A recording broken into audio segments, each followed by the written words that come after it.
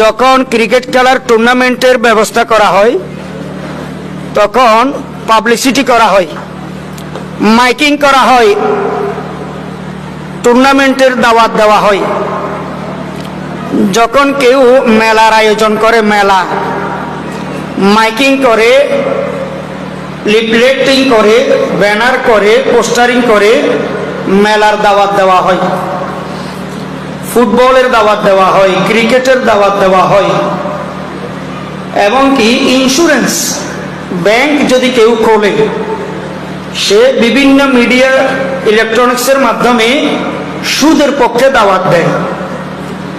তো দুনিয়াওয়ালারা যদি দুনিয়ার পক্ষে বিভিন্ন সিস্টেমে তাদের মেধা দিয়ে দাওয়াত দিতে পারে, আমরা কেন আল্লাহর দিকে, মসজিদের দিকে, নামাজের দিকে, রসুলের আদর্শের দিকে কেন দাওয়াত দিব না?